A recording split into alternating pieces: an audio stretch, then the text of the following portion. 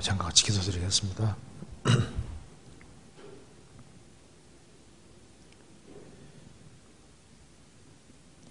저희를 사랑하시는 하나님 아버지,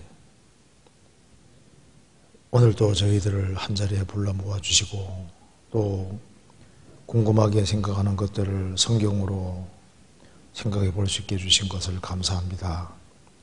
이 시간 주 성령께서 함께 해주시고 하나님 말씀을 바르게 분별할 수 있는 지혜를 주시고 또 하나님 말씀 가운데 살아갈 수 있는 힘과 지혜와 용기를 더욱 허락해 주옵소서.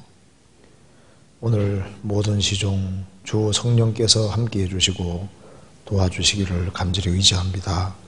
고마우신 우리 구주 예수 그리스도 이름으로 기도하옵나이다. 아멘.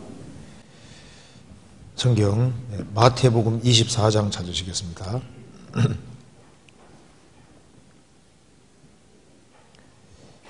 (24장) 15절입니다. 15절 제가 읽겠습니다. 그러므로 너희가 선지자 다니엘의 말한 바 멸망에 가증한 것이 거룩한 곳에 선 것을 보거든 읽는 자는 깨달을진저. 그때 유대에 있는 자들은 산으로 도망할지어다.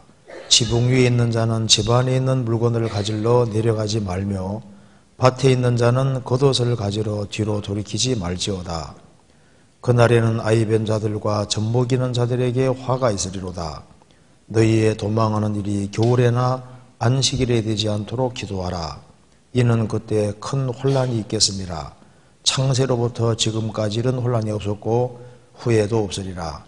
그 날들을 감하지 아니할 것이면 모든 육체가 구원을 얻지 못할 것이나 그러나 택하신 자들을 위하여 그 날들을 감하시리라. 그 다음에 29절입니다.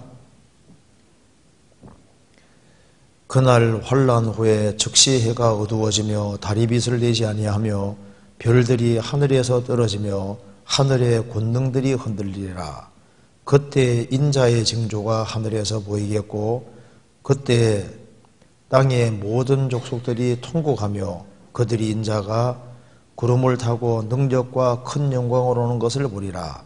저가 큰 나팔 소리와 함께 천사들을 보내리니 저희가 그 택하신 자들을 하늘 이끝에 저 끝까지 사방에서 모으시리라. 거기까지입니다. 질문이 이제 여러 개가 나와 있는데요. 오늘은 저번에 이제 질문 못한 것들을 한번 이어서 한번 같이 생각을 해보겠습니다. 첫 번째 질문 한번 보겠습니다. 가능하면 앞쪽으로 와도 괜찮은데 그 뒤에 앉아있지 마시고, 그렇죠? 앞자리가 좋을 수 있는데. 자, 질문 한번 읽어보겠습니다. 저는 거듭난 지가 10년이 넘어가는데요. 집회 때마다 666 바코드 말씀을 들을 때마다 환난 후 휴거설이 궁금합니다. 환난 후 휴거설 마태복음 24장 29절 31절 이 맞는 거 아닌가요? 여기 이제 마태복음 24장 29절부터 31절까지 여기 보면은 29절에 그날 환난 후에 즉시 해가 어두워지며 달이 빛을 내지 아니하며 별들이 하늘에서 떨어지며 하늘의 권능들이 흔들리리라. 그때 인자의 징조가 하늘에서 보이겠고 그때 땅의 모든 족속들이 통곡하며 그들 인자가 구름을 타고 큰 능력과 영광을 오는 것을 보리라 하고 그 다음에 저가 큰 나팔 소리와 함께 천사들을 보내리니 저희가 그 택하신 자들을 하늘 끝까지 사방에 모으리라. 이렇게 되어 있으니까 환난 다 통과하고 환난 끝에 큰 나팔 소리와 함께 전 세계에서 구원받은 사람을 다 끌어모아서 하늘로 샥 올리는 게 아니냐. 그러니까 환난 후 휴거설이 아니냐. 이거 틀림없이 책을 보고 질문하는 것 같아요. 환난 후 휴거설을 주장하는 사람이 보통 이제 이 구절을 얘기를 하거든요. 그러니까 이제 이게 맞는 것이 아니냐 궁금하다 그 말입니다. 그리고 또 한 가지 질문은 계시록 10장 7절 한번 찾아봅시다. 계시록 10장 7절에 봅시다. 요한계시록 10장 7절 7절에 일곱째 천사가 소리 내는 날 그 나팔을 불게 될 때에 하나님의 비밀이 그 종 선지자들에게 전하신 복음과 같이 이루리라. 일곱째 천사가 소리를 내는 날 그 나팔을 불게 될 때에 하나님의 비밀이 그 종 선지자들에게 전하신 말씀과 같이 이루리라. 이렇게 되어 있고 고린도전서 15장 51절도 찾아놨으면 찾아봅시다. 고린도전서 15장 51절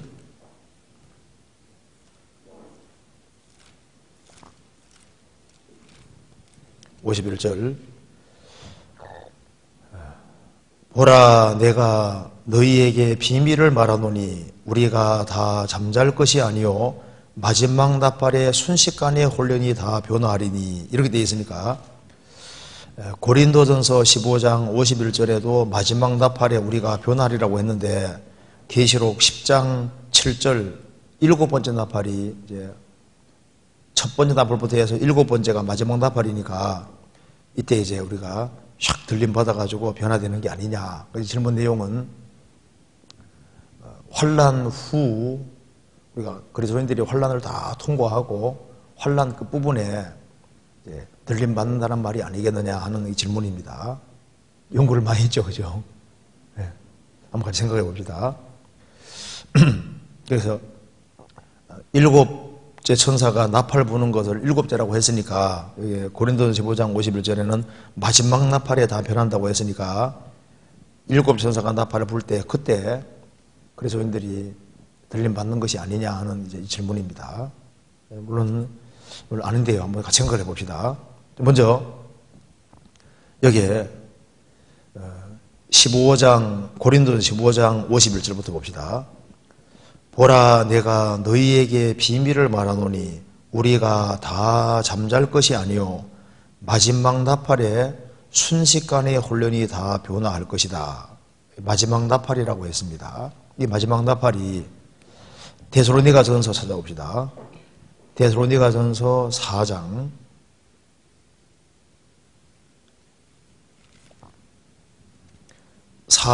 16절입니다.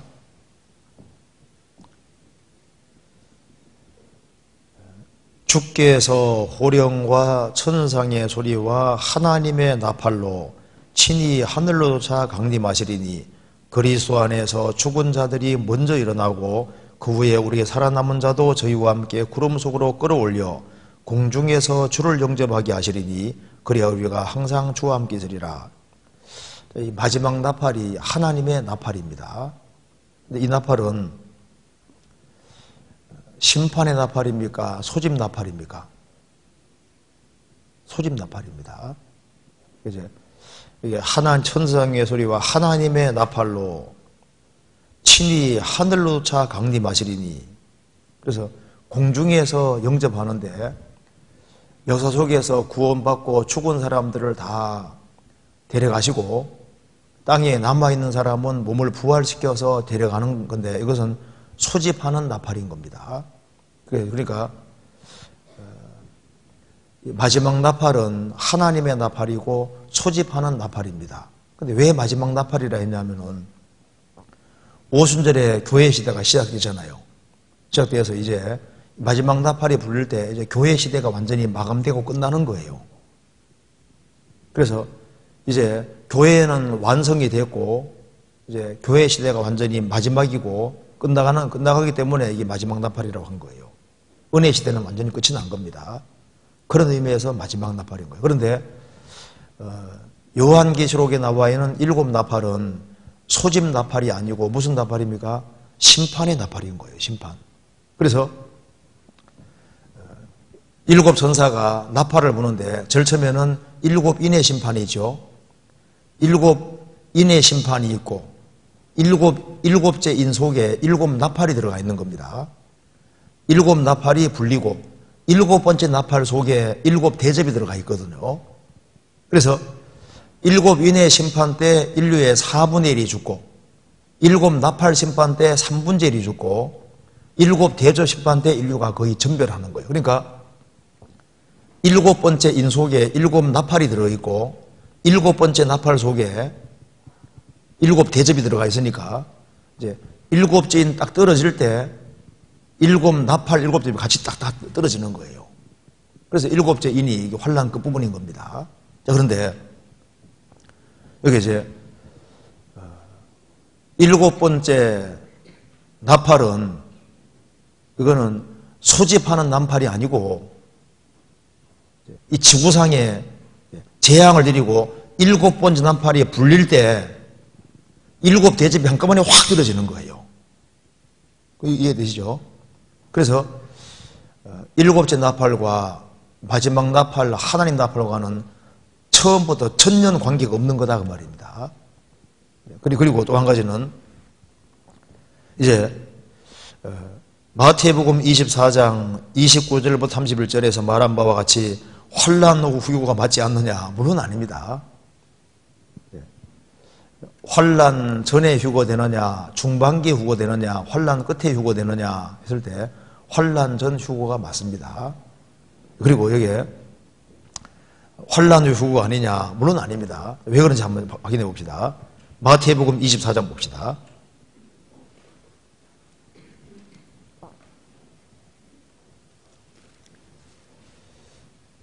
24장 봅시다.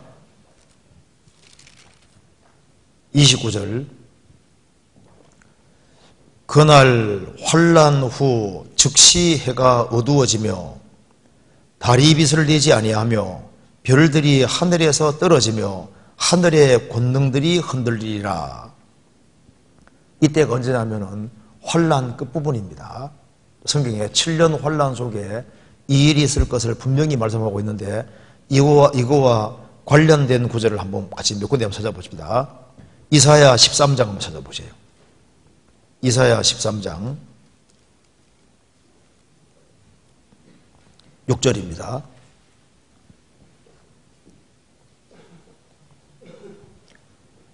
이사야 13장 6절.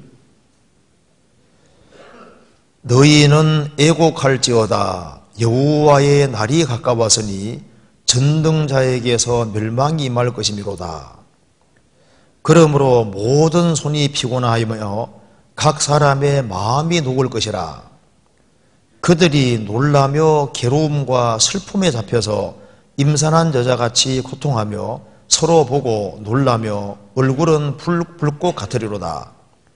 여호와의 날 곧 잔혹히 분냄과 맹렬히 노하는 날이 임하여 땅을 황무케 하며 그 중에 죄인을 멸하리니 하늘의 별들과 별떨기가 그 빛을 내지 아니하며 해가 돋아도 어두우며 달이 그 빛을 비치지 아니할 것이로다. 내가 세상의 악과 악인의 죄를 벌하며 교만한 자의 오만을 끊으며 강포한 자의 거만을 낮출 것이며 내가 사람을 정금보다 희석케 하며 오빌의 순금보다 희귀케 하리로다. 나 만군의 여호와가 분하여 맹렬히 노하는 날에 하늘을 진동시키며 땅을 흔들어 그러자 떠나게 하리니 여호와의 날은 잔혹히 분냄과 맹렬히 노하는 날입니다. 그래서 그 날이 되면은 하늘의 별들과 떨기가 그 빛을 내지 아니하고 해가 돋아도 어둡고 달이 빛을 내지 비치지 아니할 것이로다.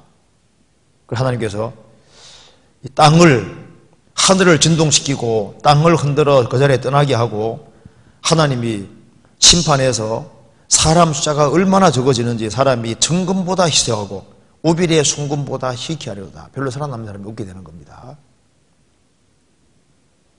그 뒤에 한번 이사야 34장부터 찾아봅시다.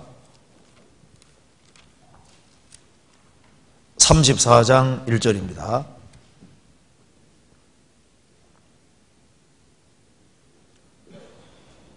열국이여 너희는 나와 들을지어다. 민족들이여 귀를 기울일지어다. 땅과 땅에 충만한 것, 세계와 세계에 나는 모든 것이여 들을지어다.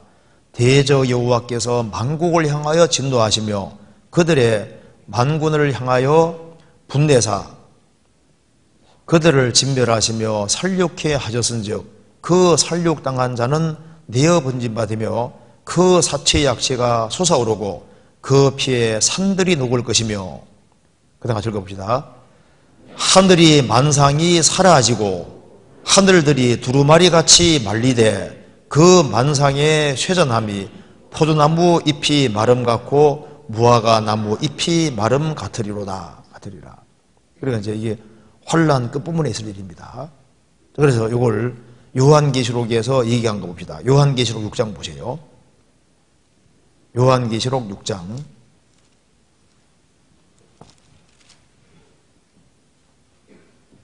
12절입니다. 이제 여섯째인 뗐을 때 있을 사건입니다. 내가 보니 여섯째인을 떼실 때 큰 지진이 나며 해가 총담같이 말꼬리같이, 총담이 말꼬리죠. 해가 말꼬리가 새카맣잖아요. 해가 총담같이 검어지고 온 달이 피같이 되며 하늘의 별들이 무화과나무가 대풍에 흔들려 선 과실이 떨어지는 같이 땅에 떨어지며 하늘은 종이축이 말리는 같이 떠나가고 각 산과 섬이 제자리에 옮기우매 땅의 임금들과 왕족들과 장군들과 보자들과 강한 자들과 각 종과 저주자가 굴과 산 바위 틈에 숨어 산과 바위에 이르되, 그 다음 같이 읽어봅시다. 우리 위에 떨어져 보호자에 앉으신 이의 낯에서와 어린 양의 진노에서 우리를 가리우라. 그들의 진노의 큰 날이 이르렀으니 누가 능히 서리요 하더라. 7년 혼란은 어린 양의 진노입니다. 그래서 구원받지 아니한 사람을 심판하는 게 7년 혼란인 거예요.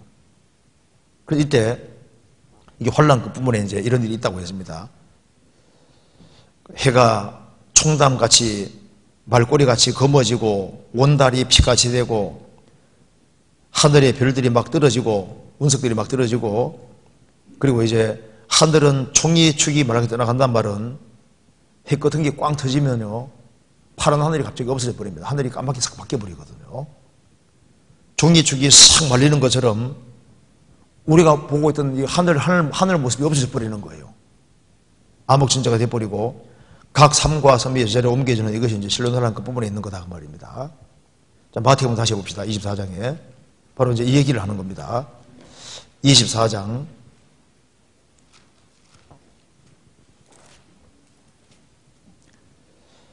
29절. 그날 환란 후에 즉시 해가 어두워지며 달이 빛을 내지 아니하며 별들이 하늘에서 떨어지며 하늘의 권능들이 흔들리리라. 천체가 흔들리고 그 다음에 예수님이 오시는 겁니다. 지상질이 많은 거죠. 30절. 그때 인자의 징조가 하늘에서 보이겠고 그때 땅의 모든 족속들이 통곡하며 그들이 인자가 구름을 타고 능력과 큰 영광으로 오는 것을 보리라. 이게 뭡니까? 지상재림인 겁니다. 그래서 이제 환란 끝에 인자의 징조가 하늘에서 보이겠고 그때 땅의 모든 족속이 통곡하며 그들이 인자가 예수님이 구름을 타고 능력과 큰 영광으로 지상재림하는 것을 볼 것이다 그 말입니다. 지상재림하는 거예요. 그래서 마태복음 24장, 누가복음 21장도 찾아봅시다. 누가복음 21장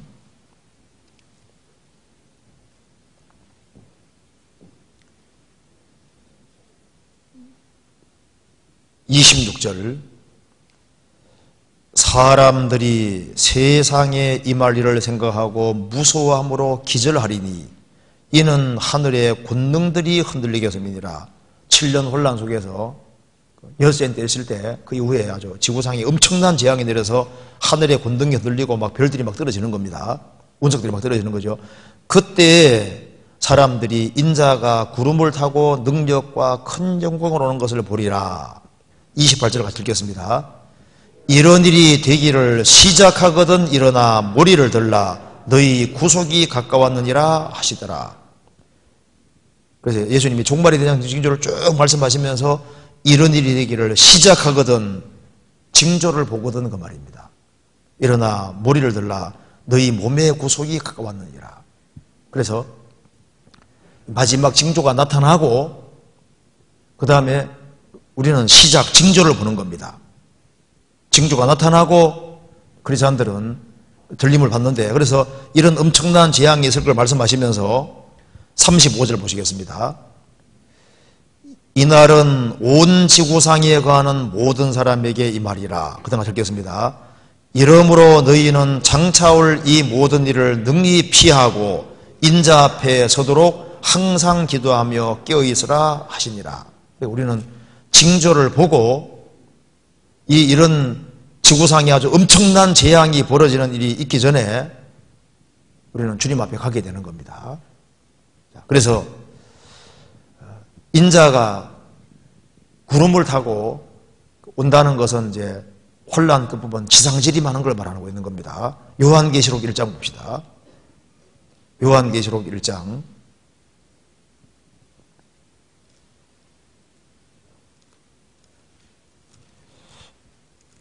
1장 7절을 보시겠습니다. 지상재림입니다. 같이 읽어봅시다. 볼지어다 구름을 타고 오시리라. 각인의 눈이 그를 보겠고 그를 찌른 자들도 볼 터이요 땅에 있는 모든 족속이 그를 인하여 애곡하리니 그러하리라. 아멘. 7년 혼란 전에 오시는 건 주님이 공중의 재림마저 싹 데려가시니까 세상 사람이 못 보는 겁니다. 근데 지상재림은 주님께서 혼란 전에 들림 받은 사람과 같이 이제 오기 때문에 볼지어다 구름을 타고 오시리라. 각인의 눈이 그를 보겠고 전 세계 사람이 다 보게 되는 거예요. 그를 찌른 자들 유대인들도 보게 되고 땅에 있는 모든 족속이 그를 인하여 애곡하리니 그러하리라. 하면 망했구나. 통곡한다고 말입니다. 그래서 이제 주님이 재림하시는데 여기 이제 요 구절 때문에 마태복음 다시 한번 봅시다. 24장에 구름을 타고 이제 오리라 3절 이렇게 말했으면죠. 오리라 해놓고 31절에 저가 큰 나팔 소리와 함께 천사들을 보내리니 저희가 그 택하신 자를 하늘 이끌어질 것까지 사방에서 모으시리라. 이렇게 했으니까 주님이 지상재림하고 난 다음에 이제 그리스도인들을 다 끌어 모으는구나. 물론 그거 아닙니다. 아니고 이게 무슨 말이냐면은 여기 택하신 자가 이게 누굴 말하냐 하면은 유대인을 지금 말하고 있는 거예요. 그 앞에 봅시다. 24장 15절 보세요. 마태복음 24장 15절. 그러므로 너희가 유대인에게 지금 하는 말입니다. 선지자 다니엘의 말한 바 멸망에 가증한 것이 거룩한 곳에 선 것을 보거든 읽는 자는 깨달을진저. 다니엘서 9장과 12장에 7년 혼란 중반기 때 적그리스도가 예루살렘 성전에 앉아 자기를 보여 하느님이라고 거기에다가 적그리스도의 우상을 세웁니다. 그것이 바로 계시록 13장에 나와 있는 마지막 우상은 말한다고 되어 있는 겁니다. 그 우상이 이제 중반기 때 세워지는 거예요. 그래서 멸망에 가증한 것이 거룩한 곳에 선 것을 보거든 읽는 자는 깨달을진저. 그때 유대에 있는 자들은 산으로 도망할지어다. 지붕 위에 있는 자는 집 안에 있는 물건을 가지러 내려가지 말며 밭에 있는 자는 겉옷을 가지러 뒤로 돌이키지 말지어다. 그날에는 아이 뵌 자들과 젖먹 이는 자들에게 화가 있으리로다. 너희의 도망하는 일이 겨울에나 안식일에 되지 않도록 기도하라. 이는 그때 큰 혼란이 있겠습니다. 창세로부터 지금까지 이런 혼란이 없었고 후에도 없으리라. 여기 이제 7년 혼란 중반기 때 적그리스도가 예루살렘 거룩한 곳에 서고 거기서 이제 성전이 세워지고 성전 제사를 폐지하고 자기를 보여 하나님이라 하고 멸망의 우상을 세울 때 그때 이 저고리 속에 사탄이 들어가기 때문에요. 유대인을 지구상에서 박멸하려고 하는 겁니다. 그래서 유대인들 가운데 3분제가 이가 죽고 3분의 1이 도망하는데 너희들이 빨리빨리 도망가야 된다 그 말입니다. 도망가야 되는데 왜 도망가야 되냐 하면은 이는 그때 큰 환란이 있겠으므로다. 창세로부터 지금까지 이런 환란이 없었고 후에도 없으리라. 전무후무한 환란이 벌어지는 겁니다. 그래서 예레미야 30장에 7년 환란을 야곱의 환란 때라고 말하고 있는 겁니다. 비할 데 없이 크다. 이스라엘 역사 속에서 이렇게 큰 환란은 이스라엘에게 없었던 거예요. 그래서 창세로부터 지금까지 이런 환란이 없었고 후에도 없으리라. 그래 너희들 도망가야 되는데 그 도망가는 날이 겨울에 되지 않도록 안식일에 되지 않도록 기도하라. 겨울에는 도망가기 어렵잖아요. 이스라엘은 안식일 되면은 900m 이상 못 갑니다. 900m까지 갔다가 푹 쉬었다가 900m까지 가고 푹 쉬었다 가야 되니까 안식일 되면 큰일 나는 거예요. 그래서 겨울이 되지 않도록 안식일이 되지 않도록 기도하라. 그래서 그 날들을 감하지 아니할 것이면 모든 육체가 구원을 얻지 못할 것이나 그러나 택하신 자들을 위하여 그 날들을 감하시리라. 그래서 다니엘서에는 원래 1290일로 되어 있었는데요. 신약 성경에 와서는 1260일로 30일을 줄여준 겁니다. 그 날들을 마가복음 13장에서는 감하셨다고 했습니다. 30일 감해진 겁니다. 누굴 위해서? 택하신 자 유대인들을 위해서. 그래서 유대인들은 환란을 통과하고 이제 40환란이 끝나고 재창조 기간이기 때문에 40일, 45일 동안 더 견디고서 천당국 속에 들어간다고 되어 있는 거예요. 그래서 여기 이제 유대인들은 환란을 통과해서 후 3년 반 동안 이제 하나님이 감난산 갈라서 피하게 한다고 되어 있잖아요. 그래서 유대인들은 그렇게 해서 이제 천왕 속에 들어가는데 이스라엘이 이스라엘 땅에 돌아갈 때부터 이제 환란을 통과하고 천왕국까지 들어가는 그 모든 그 역사를 가리켜서 큰 나팔이라 했는데 큰 나팔은 유대인에게만 해당되는 말인 겁니다. 31절에 저가 큰 나팔 소리와 함께 그러죠. 이걸 이해하기 위해서 한번 찾아봅시다. 성경 이사야 27장 찾아보세요. 21장 12절이 27장 12절.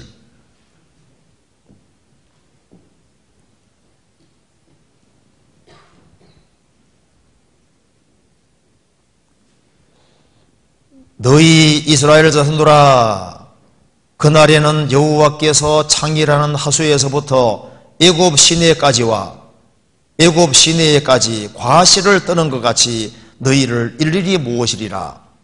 그날에 큰 나팔을 울려 불리니 아수르 땅에서 파멸케 된 자와 애굽 땅으로 쫓겨난 자가 돌아와서 예루살렘 성산에서 여호와께 경배하리라.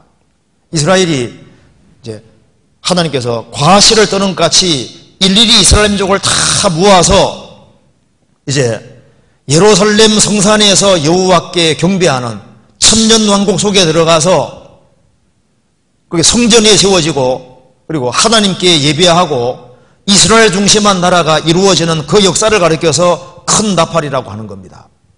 그래서 찾아봅시다. 신명기 30장 찾아보세요. 신명기 30장 3절입니다.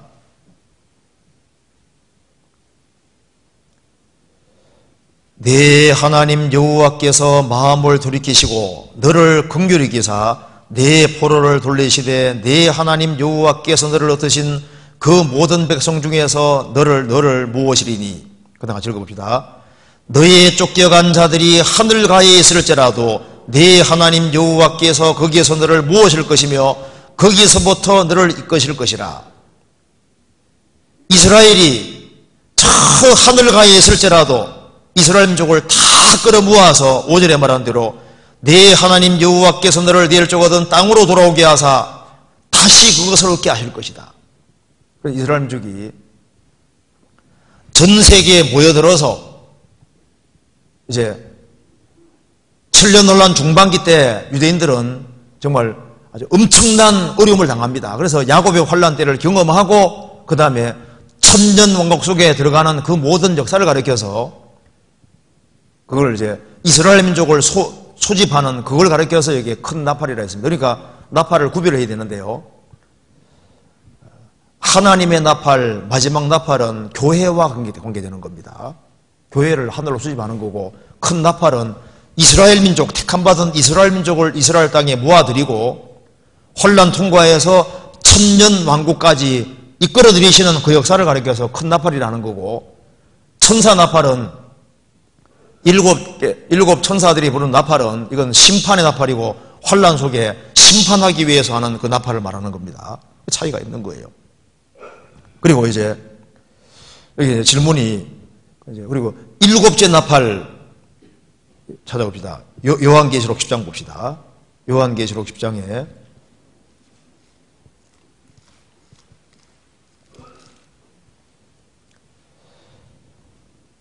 10장 7절을 봅시다. 일곱째 천사가 소리를 내는 날 그 나팔을 부르게 될 때 하나님의 비밀이 그 종 선지자들에게 전하신 복음과 같이 이루리라. 이게 무슨 말이냐면은 일곱째 천사가 나팔을 부르게 될 때 구약과 신약 성경 속에 하나님의 모든 비밀이 다 이루어지게 됩니다. 왜냐하면 이게 일곱째 나팔이 불려질 때 일곱 대접이 한꺼번에 샥 떨어지고 7년 혼란이 끝나고 천년왕국이 시작이 되는 거예요. 그래서 하나님의 모든 약속이 이루어지게 되는데요. 다니엘서 9장에도 70일에가 딱 끝나면은 이상과 예언이 다 응한다고 했습니다. 그 말씀하고 똑같은 거예요. 그래서 이스라엘은 지금 69일에까지는 성취했는데 마지막 한 예례를 못 이룬 겁니다. 그래서 마지막 한 예례가 딱 끝나면은 이상과 예언이 다 이루어지는 거예요. 그래서 이게 일곱째 천사가 소리를 내는 날 그 나팔을 부르게 될 때 하나님의 비밀이 그 종 선자들의 전하신 복음같이 이루리라. 일곱째 천사가 나팔을 부를 때 무슨 일이 벌어질까요? 일곱째 천사가 나팔을 불면은 지구상에 이제 일곱 대접 심판이 내려지고 지구상의 모든 나라가 하나님 나라가 돼버리는 거예요. 정리해 봅시다. 요한계시록 11장 보세요. 11장 15절에 봅시다. 한번 같이 읽어보겠습니다. 일곱째 천사가 나팔을 불매 하늘에 큰 음성이 나서 가로되 세상 나라가 우리 주와 그 그리스도의 나라가 되어 그가 세세토록 왕노하리로다 하니. 일곱째 천사가 나팔을 부는 날 일곱 대접 심판이 떨어지면서 적그리스도 박살나고 그 다음에 음료도 박살나고 예수님이 지상절이 맞아서 표를 받게 하던 두 사람도 잡아서 불못에 집어넣고 마귀는 몽땅 붙잡아서 무적행에 전동안 가둬버립니다. 그래서 세상 나라가 우리 주와 그 그리스도의 나라가 실제로 되는 거예요. 그리고 역사 속에서 구속받은 모든 사람들은 이제 상을 받는 일이 벌어지는 겁니다. 18절에 이방들이 분노함에 주의 진노가 임하여 죽은 자를 심판하시며 종 선지자들과 성도들과 또 물론대소하고 주의 이름을 경외하는 자들에게 상 주시며 또 땅을 망하게 하는 자들을 멸망시킬 때로소이다 하더라. 그래서 일곱째 천사가 나팔을 불 때 지구상의 모든 나라가 그리스도의 나라가 되고 땅을 망케 하던 모든 사람들은 심판을 받고 주님 이름을 경외하는 모든 사람은 상을 받게 되는 거예요. 그래서 일곱째 천사가 나팔을 불 때 계시록 16장에 말한 대로 일곱 대접 심판이 한꺼번에 딱 떨어져서 그래서 인류가 거의 전멸하게 되는 겁니다. 그래서 이걸 이제 얘기하려면 이제 길어지고 복잡하니까 일단 성경 구절이 그 내용이 아닙니다. 환난 전에 휴거되는 게 맞는 거예요. 다니엘의 70일가 있는데 69일회가 진행될 때 유대인 이방인 둘밖에 없었습니다. 마지막 한 해의 7년 혼란은 원래 교회를 위해 있는 것이 아니고 7년 혼란은 이스라엘을 위해 있는 거예요. 그래서 69일에 진행될 때 유대인 이방인 둘밖에 없었고 그때 교회 없었습니다. 마지막 한 해에도 유대인 이방인 둘만 있게 되는 거예요. 교회는 환난과는 원래 전혀 관계가 없는 거예요. 그리고 칠론 혼란은 어린 양의 진노이기 때문에 거듭난 사람은 진노에서 제외된 사람인 겁니다. 그래서 노아 방주가 그리스도 예수 아니고 교회의 그림자입니다. 방주 안에 노아 식구 들어가고 동물들 들어가죠. 동물 들어갔는데 그 기는 것, 공중의 새, 짐승들 그것에 대해서 사도행전 10장에서는 이방인이라고 표현을 하고 있습니다. 그러니까 이 방주 안에는 유대인도 들어가고 이방인도 들어가고 방주문이 닫히고 그 다음에 지구상에 1년 혼란이 왔잖아요. 교회가 완성이 되고 구원받은 사람은 안전하게 하게 해놓고 난 다음에 그 다음에 지구상에 7년 혼란이 있는 거예요. 어쨌든 그리스도인들은 심판 없습니다. 그리스도인들은 혼란 속에 안 들어가요. 환란 끝에 오시면요 깨어있으란 말이 무슨 필요가 있어요? 주님 도둑같이 오시고 환란 속에서 막 재앙 내리는데 누가 안 깨어있어요 다. 그러니까 주님 갑자기 오시기 때문에 깨어있으란 말이 필요한 겁니다.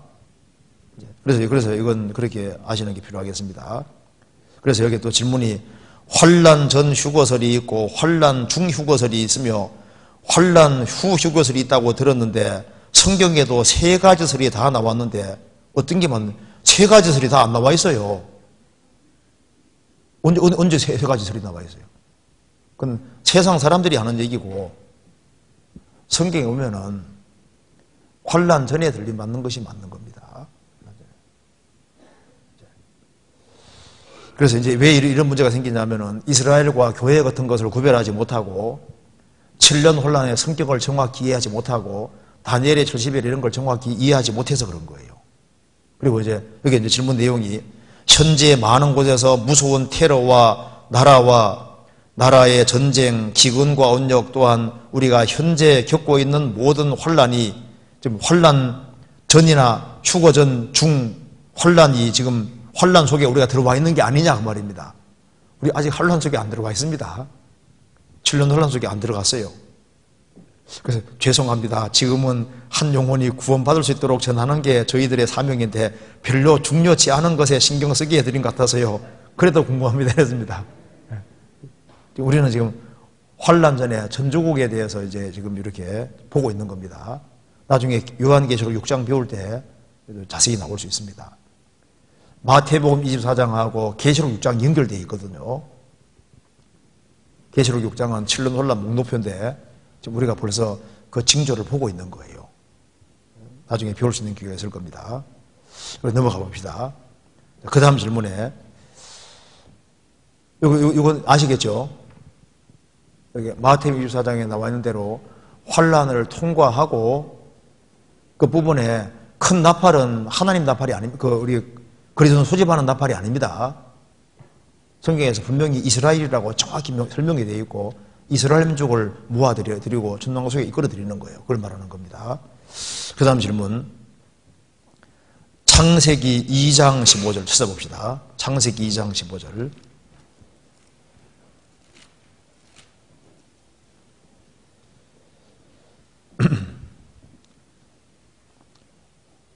여호와 하나님이 그 사람을 이끌어 에덴 동산에 두사 그것을 다스리며 지키게 하시고 이렇게 이제 다스리며 지키게 하시고 라고 하셨는데 당시에는 두 사람뿐이었고 공격할 사람도 없었는데 무엇으로부터 무엇을 지켰다는 말씀인지 궁금합니다. 에덴 동산에 두사 에덴 동산을 다스리며 지키게 하시고 이렇게 말씀하셨잖아요. 여기 이제 에덴 동산의 투사, 이게 참 중요한 구절이죠. 이거 한번 봅시다. 자, 이 흙덩어리인 아담에게 생기를 불어넣으니까 사람이 생명이 된지라, 리빙 소울이 됐다, 생명이 된지라. 그래서 흙덩어리에 불과한 아담에게 하나님이 생명을 넣어주셨습니다. 그 생명을 얻은 아담을 위해서 하나님이 동산을 창설하시고, 에덴 동산을 창설하시고, 동산에 두사 이렇게 되죠. 그래서 한 사람이, 우리가 이제 아담이 범죄하기 전에는 생명이었는데 범죄하고 난 이후에는 하나님 뭐라 하셨습니까? 너는 흙이니, 범죄하고 난 이후에는 흙이라고 했습니다. 왜? 하나님 교통이 끊어져 버렸잖아요. 영적으로 죽었다는 건 교통이 끊어진 겁니다. 사람이 이제 구원 안 받은 사람 흙덩어리에 불과한데, 한 사람이 구원 받을 때 주합한 자는 한 영이니라 그랬죠. 그래서 거듭나야만 그 사람이 영인 거예요. 그 생명을 얻은 사람은 어디 두시느냐? 이 동산에는 아담 하와에게 필요한 것이 다 있는 것처럼 동산이 뭐의 그림자입니까? 교회의 그림자가 되는 겁니다. 아가서 4장에 술람비 여인을 동산이라고 했는데, 술람비 여인은 성도의 그림자이면서 뭐의 그림자입니까? 교회의 그림자입니다. 에덴 동산은 교회의 그림자인데, 에덴 동산에는 별 것이 다 있잖아요. 그래서 먹는 과일이 풍성했습니다. 그리고 여기에 물이 있었고, 아담하와에게 필요한 건 다 있는 것처럼, 그래서 생명 얻은 사람에겐 주님이 동산에 두신 것처럼 교회에 두시고, 두사, 에덴 동산을 다스리며 지키게 하시고, 그리고 에베소서 4장에서도 성령의 하나 되게 하심을 어떻게 하라고요? 힘써 뭐라 했습니까? 지키라. 에덴 동산을 다스리며 지키게 하시고, 두 사람밖에 없는데 왜 지키라 그랬을까요? 누가 와 있습니까? 마귀가 배후에 딱 와 있습니다. 왜 성령의 하나 되게 하신 걸 힘써 지켜야 될까요? 배후에 마귀가 있는 거예요. 그래서 창세기 1장 보면은 하나님이 천지를 창조하시고 좋았더라 했는데 둘째 날만 좋았다란 말이 없습니다. 왜 다 좋았다고 했는데 궁창 만들 때만 좋았다는 말이 없을까요? 벌써 이제 성경을 이제 초대교회 때부터 많은 사람이 봤기 때문에 이 사람 들어보셨을 겁니다. 어거스틴도 창세기 1장을 읽으면서 이상하다. 다 좋았다 했는데 둘째 날만은 좋았다는 말이 없다 그 말입니다. 그래서 하나님이 이렇게 졸았을 리가 없잖아요. 그래서 에베소서 2장 보면은 공중의 권세 잡은 자가 마귀라고 했습니다. 그래서 둘째 날 왜 좋았다고 안 했을까? 아마 창세기 3장 보면 마귀가 시험하잖아요. 그 봐서는 둘째 날 궁창 만들 때 아마 마귀가 와 있었을 거고, 그리고 이제 에덴 동산에 두사 지키게 하시고, 마귀 말 들으면은 에덴 동산을 망치게 되는 거예요. 사람이 교회도 하나님 말씀 듣지 않고 마귀 말 들으면 교회가 엉망이 될 수도 있습니다. 그래서 두 사람 뿐이었는데 눈에 안 보이는 존재가 배후에 있는 겁니다. 마귀가. 그래서 마귀가 뱀을 통해서 하와를 넘어뜨리고 아담 넘어뜨리잖아요. 하와는 왜 넘어졌냐 하면은 하나님 말씀을 불확실하게 알고 있었는데, 아담은 다이렉트로 직접 하나님께 들었고 하와는 간접적으로 들은 겁니다. 그래서 하와는 하나님 말씀에 더하는 죄를 지었고, 그리고 하나님 말씀을 불확실하게 했습니다. 하나님의 말씀에 먹지도 말고 만지지도 말라, 너희가 죽을까 하노라. 먹지 마라 그랬지 만지란 말은 안 했거든요. 하와는 하나님 말씀에 덧붙였고 하나님은 정령 죽으리라, 죽을까 하노라 불확실하게 만들어잖아요. 그러니까 마귀가 결코 죽지 아니하리라 나가잖아요. 그리고 아담은 왜 넘어졌냐면 인정 때문에 넘어진 겁니다. 그래서 그 사람은 하나님 말씀을 불확실하게 알고 있어서 넘어지는 사람도 있고, 하나님 말씀을 명백히 알고 있어도 인정 때문에 넘어지는 사람도 있는 거예요. 그래서 성령의 하나 되게 하신 것을 힘써 지키라. 에덴 동산의 두사, 그것처럼 한 사람이 구원받고 구원받은 무리 가운데 두실 때 주님이 두신 겁니다. 복 있는 사람은 악인의 꾀를 좇지 아니하며 죄인의 길에 서지 아니하며 오만한 자의 자리에 앉지 아니하고 오직 여호와의 율법을 즐거워하여 그 율법을 죄하로 묵상하는 자로다. 저는 시냇가에 심은 나무가 시절을 쫓아 과실을 맺으며 시냇가에 심은 나무가 심기워진 나무라고 되어 있습니다. 시냇가에 있는 나무가 아니고 시냇가도 인공수로를 말하는 겁니다. 나무를 잘 키우려고 인공으로 여러 강을 끌어들여서 만들어 놓은 인공수로입니다. 인공수로에 있는 것이 아니라 없다가 심기워진 나무라고, 심기워진. 그것처럼 한 사람을 구원받기 위해서 주님께서 구원받은 사람을 구원받은 무리 가운데 거기에 딱 심으시는 거예요. 두사, 그것을 잘 관리하고 지키게 하시고, 그래서 성령의 하나 되게 하신 것을 어떻게 하라고요? 심써 지키라. 그 말하고 똑같은 겁니다. 그래서 사탄이 와 있기 때문인 거예요. 잘못하면 마귀 말 들으면은 이제 큰 문제가 생기기 때문에 미리 경고하신 겁니다. 그렇게 이해를 하면 되겠습니다. 이제 그 다음 질문이 창세기 6장 9절에 노아는 의인이요 당세의 완전한 자라고 했고, 한번 찾아봅시다. 창세기 6장 9절.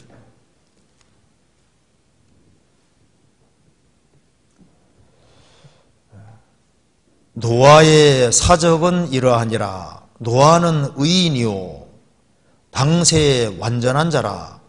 그가 하나님과 동행하였으며.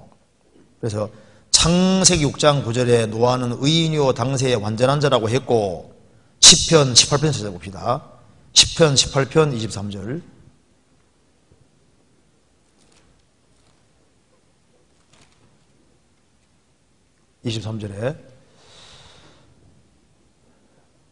내가 또한 그 앞에 완전하여 나의 죄악에서 스스로 지켰나니. 여기도 그 앞에 완전하여라는 말씀하셨는데, 하나님 앞에서 완전한 것이 무엇인지 궁금합니다. 그리고 어떻게 하면 하나님 앞에 완전한 자가 될 수 있을까요? 이거 참 좋은 질문이잖아요. 이제 이거는 얘기하려면 이게 한참 길어지는데요. 이게 굉장히 중요한 질문입니다. 질문인데 간단하게만 생각해 봅시다. 여기에 노아는 당시의 의인이요 완전한 자다 이렇게 성경에 말했고, 다윗도 내가 그 앞에서 또한 완전하여 라고 말씀했고, 창세기 11장에도 하나님이 아브라함에게 너는 내 앞에 행하여 완전하라 그렇게 말씀했잖아요. 그런 말이 성경에 많이 남아 있는데, 이게 그러면 여기 질문이 하나님 앞에 완전한 것이 무엇을 말할까? 어떻게 하면 하나님 앞에 완전한 자가 될 수 있을까 하는 질문입니다. 먼저 이 구절을 좀 이해하기 위해서요, 한번 찾아봅시다. 여기 먼저 히브리서를 한번 봐봐요. 히브리서 11장 봅시다.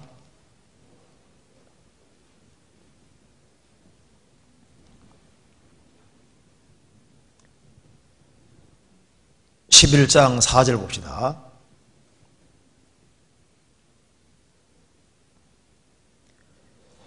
믿음으로 아벨은 가인보다 더 나은 제사를 하나님께 드림으로 의로운 자라 하시는 증거를 얻었으니, 하나님이 그 예물에 대하여 증거하심이라. 저가 죽었으나 그 믿음으로 쏘이려 말하느니라. 믿음으로 에녹은 죽음을 보지 않고 옮기웠으니 하나님이 저를 옮기우심으로 다시 보이지 아니하니라. 저는 옮기우기 전에 하나님을 기쁘시게 하는 자라는 증거를 받았느니라. 7절 같이 읽겠습니다. 믿음으로 노아는 아직 보지 못하는 일에 경고하심을 받아 경외함으로 방주를 예비하여 그 집을 구원하였으니 이로 말미암아 세상을 정죄하고 믿음을 좇는 의의 후사가 되었느니라. 여기 이제 순서가 잘 나와 있는데요. 이거 봅시다. 여기 성경에 아벨이 나와 있고, 그 다음에 에녹이 나와 있고, 그 다음에 노아가 나와 있습니다. 에녹은 믿음으로 의롭다 하심을 얻은 대표. 에녹은 하나님과 동행하면서 하나님을 기쁘시게 했다.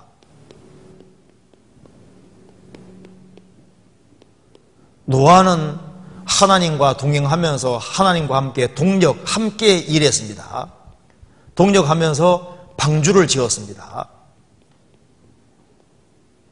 그러니까 이게 진행 순서를 보여주고 있는 겁니다. 아벨은 믿음으로 의롭다함을 얻고, 에녹은 하나님 앞에 의롭다함을 얻고 또 하나님과 300년 동안 동행했습니다. 근데 노아는 믿음으로 의롭다함을 얻고 하나님과 같이 동행하면서 하나님의 일을 했습니다. 방주 짓는 일을 했잖아요. 그러니까 이게 이제 점점 진행이 된 겁니다. 그래서 노아는 의인이요, 구원을 확실히 받고, 그리고 그 당대에 완전한 자다, 당세의 완전한 자다, 그렇게 표현했다고 말입니다. 그걸 당세의 완전한 자라, 그 완전했다는 말이 보통 영적분에는 블레임리스라고 했는데요, 책망받을 것이 없었다, 책망받을 것이 없고 그는 순전했고 책망받을 것이 없고 온전했다, 주님 보시기에 합당했다, 그런 뜻입니다. 그래서 여기 시편 18편 23절에서도 내가 그 앞에 완전했다는 말도 하나님 앞에 책망받을 것이 없었다, 블레임리스로 보통 이렇게 번역이 되어 있습니다. 그래서 여기에 너는 내 앞에 행하여 완전하다, 그것도 블레임리스라고 이렇게 했습니다.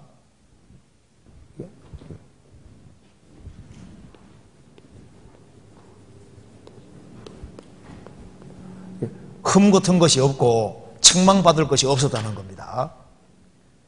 그래서 여기에 완전하다는 의미가 절대적인 완벽을 의미하는 건 아닙니다. 모든 면에서 완벽하신 분은 누구밖에 없습니까? 하나님밖에 없어요. 노아는 의인이고 당세의 완전한 자라, 하나님 보시기에 합당하게 신앙생활했다, 그런 뜻입니다. 그래서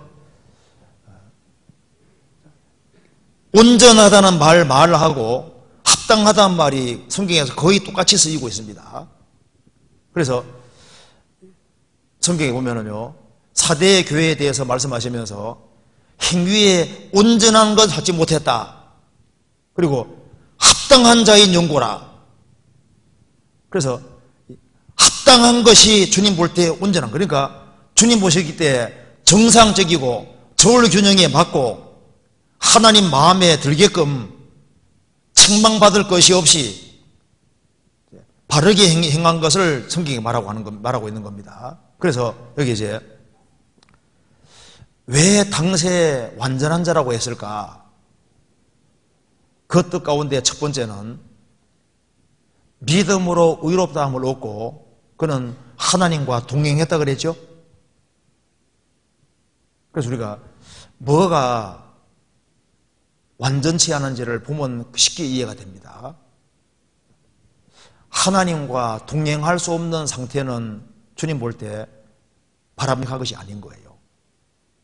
그래서 여기 노아는 하나님과 동행했다 그랬죠. 동행하면서 방주를 지었습니다. 성경 찾아봅시다. 요한일서. 죄 속에서는 동행이 안 됩니다. 요한일서 1장 보시겠습니다.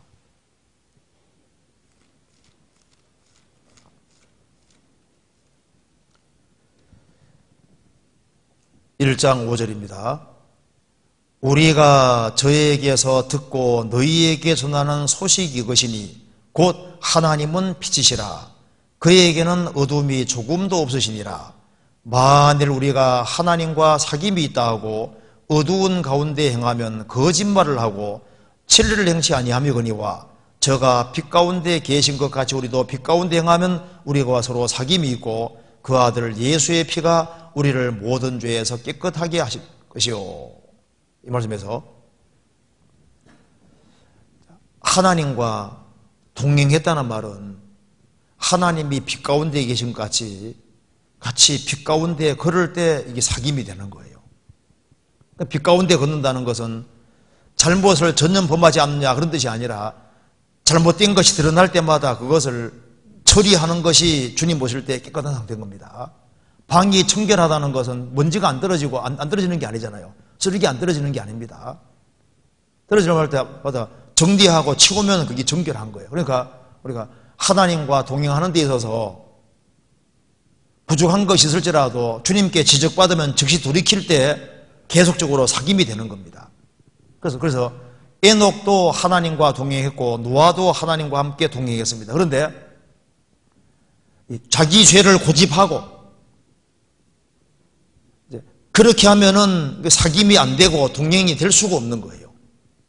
그리고 하나님과 동행했다는 것은 하나님이 가는 길을 같이 걸어간 거니까 순종했다는 말이 포함되어 있는 겁니다. 그러니까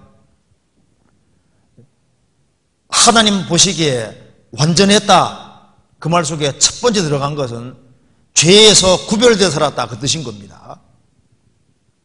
자기 죄를 고집하지 않았다 그 뜻이 여기 들어가 있는 거예요. 그리고 또 한 가지는 주님과 동행했다는 말씀 속에 동행하는 것은 주님이 가는 곳에 같이 따라가는 거니까 주님 말씀에 순종하는 것이 포함되어 있습니다. 그러니까 노아는 그 당대에 죄에서 구별됐고 하나님 말씀 앞에 순종하는 삶을 살았다 그 말입니다.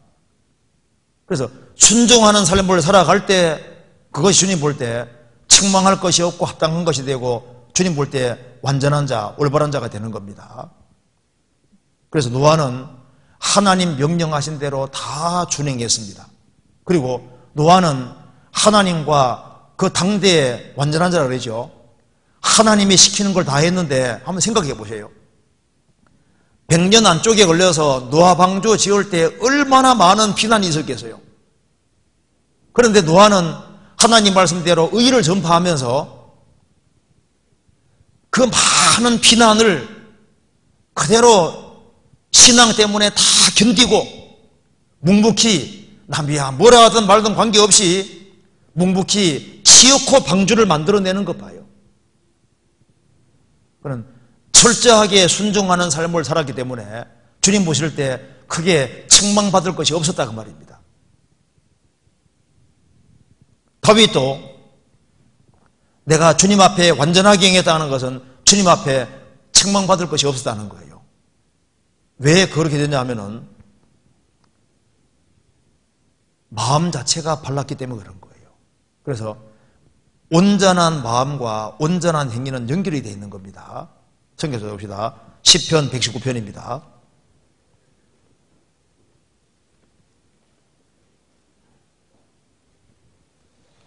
(119편)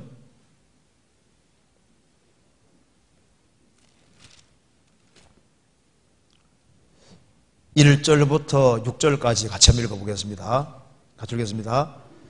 행위 완전하여 여호와의 법에 행하는 자가 복이 있으며 여호와의 증거를 지키고 전심으로 여호와를 구하는 자가 복이도다. 실로 저희는 불을 행치 아니하고 주의 도를 행하나도다.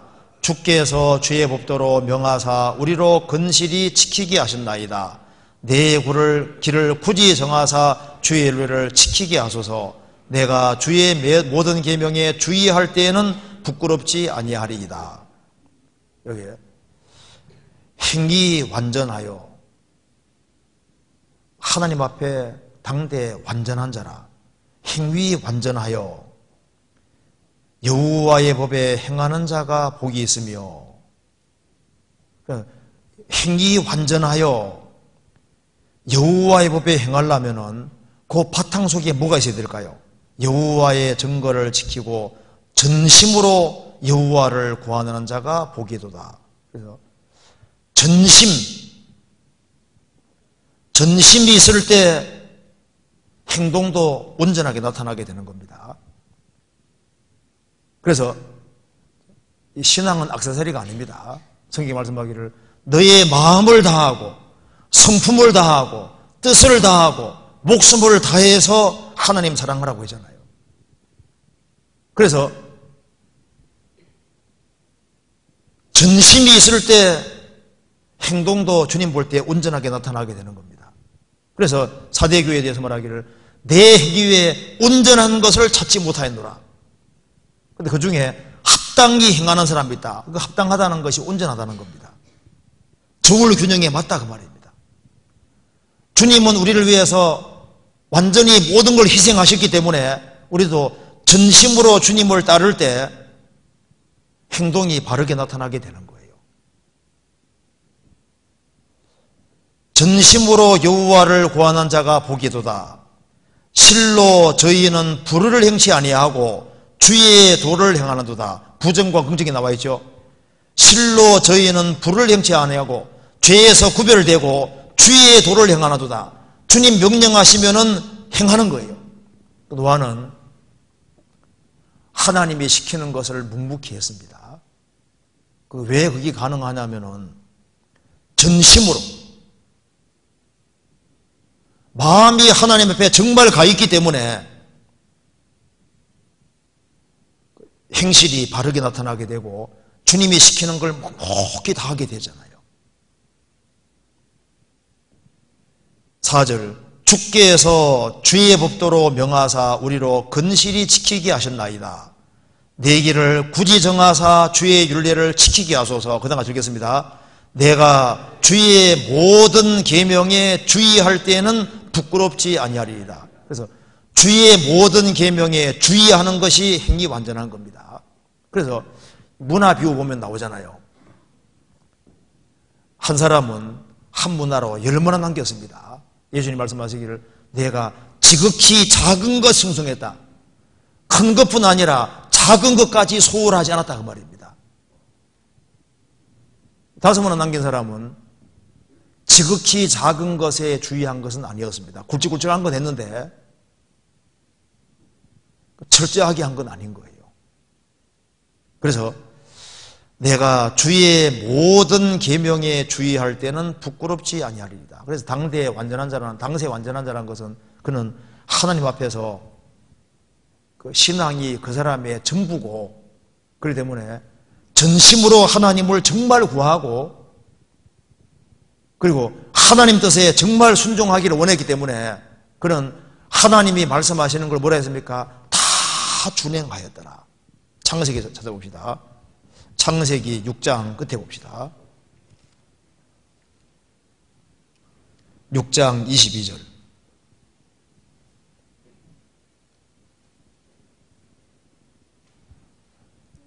같이 읽어보겠습니다. 6장 22절 같이 읽겠습니다. 노아가 그와 같이 하되 하나님이 자기에게 명하신 대로 다 준행하였더라. 다 준행하였더라. 왜 주님 말씀하신 것은 철저하게 다 했을까요? 그가 하나님 앞에 온전한 마음을 가지고 있었던 겁니다. 하나님을 크게 생각했던 겁니다. 그래서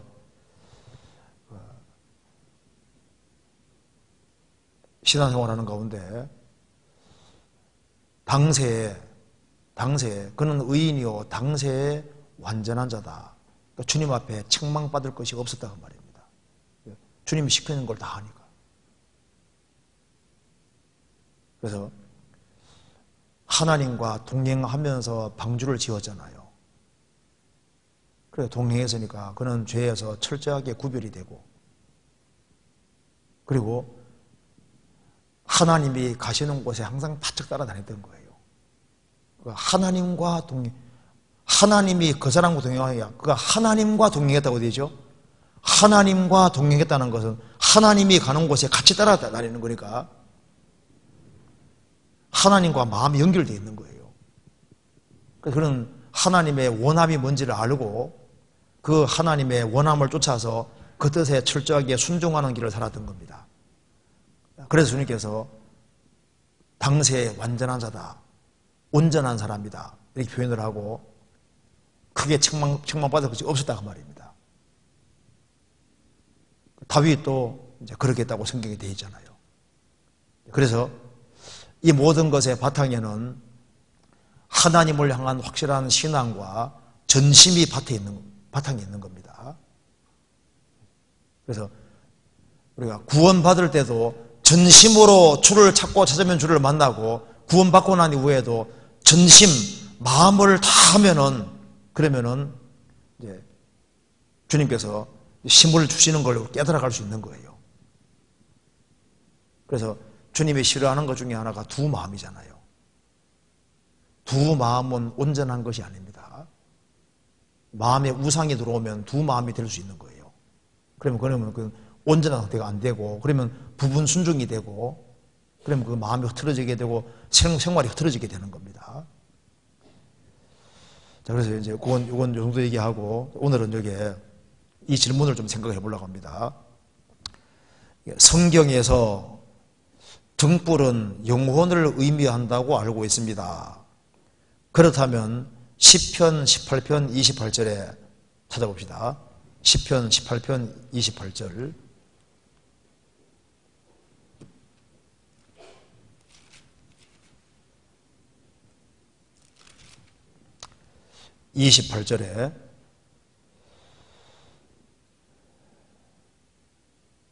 주께서 나의 등불을 켜시며 여호와 내 하나님이 내 흑암을 밝히시리이다.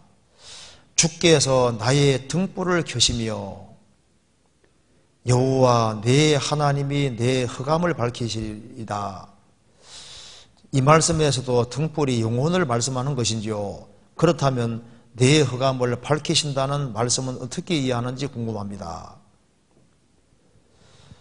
자, 주님이 다윗의 등불을 켜시며, 다윗은 하나님과 교통이 되는 사람이었습니다. 하나님이 다윗의 영혼은 환하게 밝혀주셨고, 다윗은 그 당대에 인생을 헤매지 않고 살았습니다. 그래서 내 하나님이 내 흑암을 밝히시리이다. 주님이 다윗의 길을 계속 밝혀주셔서 그는 주님의 인도하심을 받을 수가 있었던 겁니다. 이걸 한번 구체적으로 좀 생각을 해봅시다. 성경에서 등불을 그냥 등불로 표현한 것도 있고 등불 속에 중요한 뜻을 집어넣은 것도 성경에 많이 있습니다. 이걸 한번 같이 한번 정리를 한번 해봅시다. 성경 누가복음 12장 한번 보세요. 누가복음 12장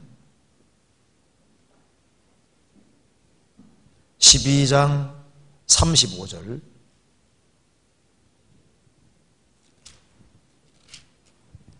자, 같이 한번 읽어봅시다. 허리에 띠를 띠고 등불을 켜고 서 있으라. 여기 허리에 띠를 띠고 등불을 켜고 서 있으라. 그러니까 이제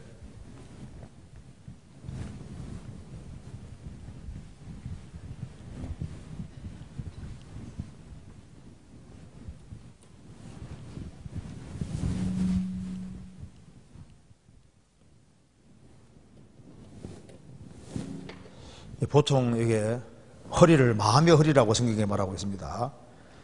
허리에 띠를 띠고 비정한 각오를 가지고, 마음의 비정한 각오를 가지고 등불을 켜고 서 있으라. 등불을 켜고 서 있으라.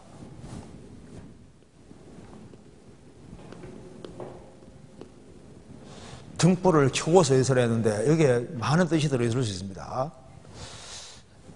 왜 등불을 켜고 서 있으라 그랬을까? 먼저 이 말씀을 지키려면 먼저 구원부터 받아야 됩니다. 성경에서 이 등불을 이제 질문한 내용대로 영혼을 가르치는 것도 성경에 많이 있습니다. 먼저 등불을 성경에서 영혼으로 표현한 구절이 있어요. 찾아봅시다.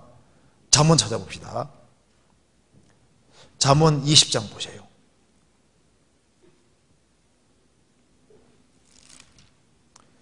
20장 27절 27절 사람의 영혼은 여호와의 등불이라 사람의 깊은 속을 살피느니라. 사람의 영혼은 여호와의 등불이라고 했습니다. 그러니까 사람의 영혼은 여호와의 등불이다. 영혼은 램프다, 등불이다, 램프라고 얘기했습니다. 그러면 이 등불에서는 제일 필요한 것이 뭘까요? 기름이 제일 필요한 겁니다. 영혼이 등불이라면은 영혼에서 제일 필요한 것이 뭘까요? 기름이 있어야 되는 것처럼 영혼에는 성령이 들어와 있는 것이 제일 중요한 문제입니다. 그래서 성경에서 말씀하기를 기름을 성령으로 표현한 것이 많잖아요. 하나님이 나사렛 예수에게 성령과 능력을 기름 부듯 하셨다. 누가복음 4장에도 주의 성령이 임하신 것을 기름 부은 것으로 표현했습니다. 성경 고린도후서 찾아봅시다. 고린도후서 1장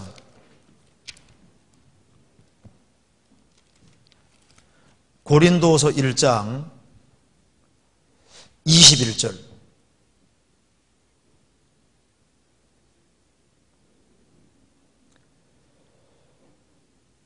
우리를 너희와 함께 그리스도 안에서 경고케 하시고 우리에게 기름을 부으신 이는 하나님이시니 저가 또한 우리에게 인치시고 보증으로 성령을 우리 마음에 주셨느니라. 기름을 부은 것이 성령이라고 표현하고 성령을 보증이라고 표현을 했습니다. 그래서 사람의 영혼은 여호와의 등불이라. 그래서 등불을 켜고 서 있어라. 첫 번째 중요한 뜻은 먼저 주님 말씀을 준행하려면 구원부터 받아야 돼요. 등불이 켜 있으려면 먼저 기름이 속에 들어와 있어야 되는 것처럼 먼저 거듭나야 됩니다. 그래서 거듭날 때 성령이 들어오시는데 성령을 고린도서 1장과 고린도서 5장에서 보증이라고, 성령은 보증이라고 표현했습니다. 그래서 한번 구원받은 사람 속에 들어오신 성령은 절대 나가지 않으시는 거예요. 그렇잖아요. 한번 들어오면 안 나가십니다. 그래서 성경에서 영혼을 이제 기름이라고 영혼 속에 성령이 들어온 것은 등불 속에 기름이 있는 것과 똑같습니다. 그리고 이제 마태복음 25장 보면은 열처녀 비유에 나와 있죠. 미련한 다섯 처녀하고 슬기로운 처녀가 나와 있는데 미련한 다섯 처녀는 등은 가지되 그릇에 기름을 가지지 않고 있었고 슬기로운 처녀들은 등도 가져가고 기름도 가져갔습니다. 그러니까 미련하고 슬기 있는 것을 구분하는 기준은 기름 있냐 없냐 이 문제인 겁니다. 기름 있는 사람은 슬기가 있고 기름 없는 사람은 미련하자고. 그래서 주님이 오실 때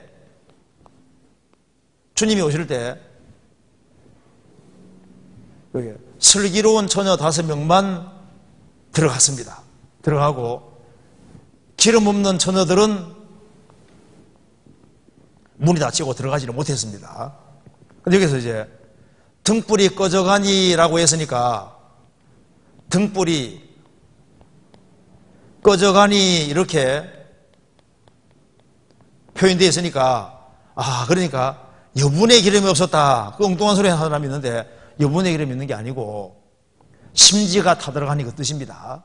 그래서 이사야 42장에 보면은 상한 갈대를 꺾지 아니하며 꺼져가는 등불을 끄지 아니하기를.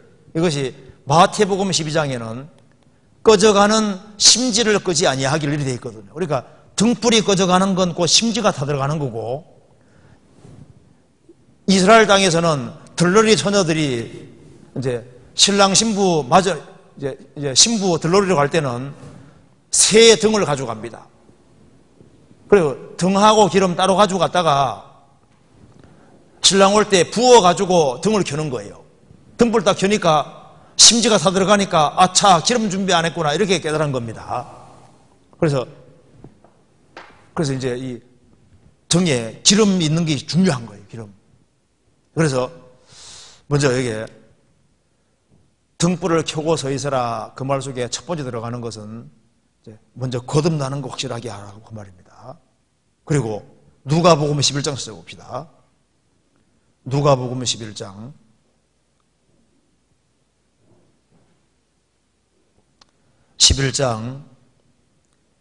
34절.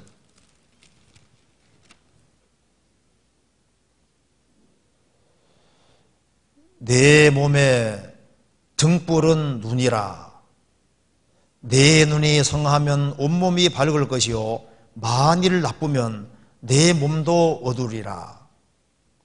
그러므로 내 속에 있는 빛이 어둡지 아니한가 보라. 내 온몸이 밝아 조금도 어두운 데가 없으면 등불의 광선이 너를 비출 때와 같이 온전히 밝으리라 하시니라. 여기 또 주님 설명했습니다. 몸의 등불은 눈이라. 눈이 뭐라고요? 등불이라고. 눈이 등불이라 했습니다. 등불은 눈이라. 눈이 성하면 온몸이 밝을 것이요 나쁘면은 온몸도 어두리라. 그래서 몸을 밝게 어둡게 하는 것이 육신의 눈인 것처럼 내 속에 있는 빛이 어둡지 아니한가 보라. 너의 속에 있는 빛이 등불이 그 말이잖아요. 내 몸의 등불은 눈이라. 이 몸의 등불은 눈인데 눈이 확 밝은 사람은 잘 보이잖아요. 눈이 나쁜 사람은 안 보이는 것처럼 내 속에 있는 빛이 어둡지 아닌가 보라. 내 속에 있는 등불이, 영혼이라는 등불이 어둡지 아니한가 보라. 내 몸이 밝아 조금도 어두운 데가 없으면 등불의 광선에 너를 비출 때와 같이 온전히 밝으리라 하시니라. 그래서 영혼의 눈이 밝아져야 되는 겁니다. 그래서 시편 18편 다시 봅시다. 28절에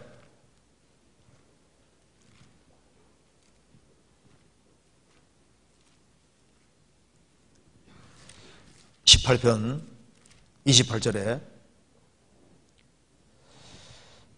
주께서 나의 등불을 켜시며, 영혼의 등불입니다.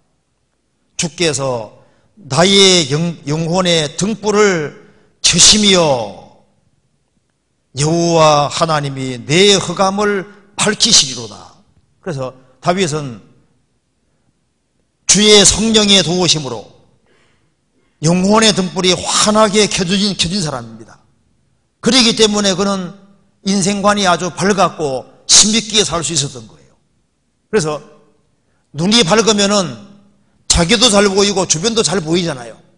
그것처럼 영혼의 눈이 환하게 밝은 사람은 인생관과 세계관이 정상적으로 되는 겁니다. 그래서 영혼의 눈이 환하게 밝으면은 그 사람은 하나님 중심이 되고 예수님 중심의 삶이 되는 거예요.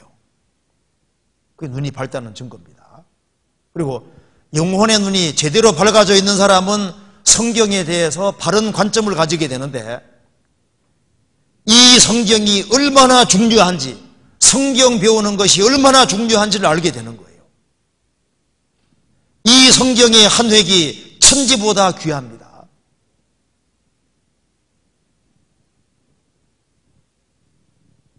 성경 배우는 걸 시시하게 생각하는 사람은 그 신앙생활을 잘하기 어렵습니다.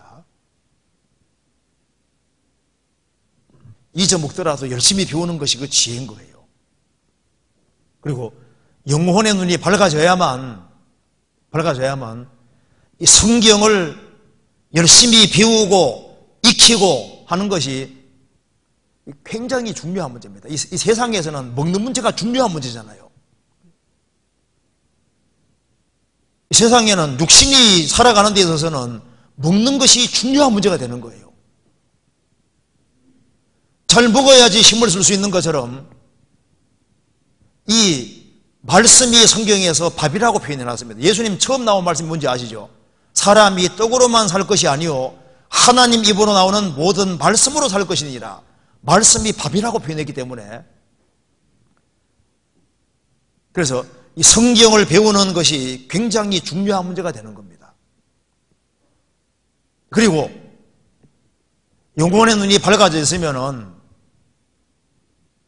한 사람 한 사람 영혼이 얼마나 귀한지도 점점 더 알게 되잖아요. 사실 한 사람이 정말 거듭나면요, 구원받은 온 식구들이 정말 축하해주고 진짜 기뻐하고 즐거워해야 되는데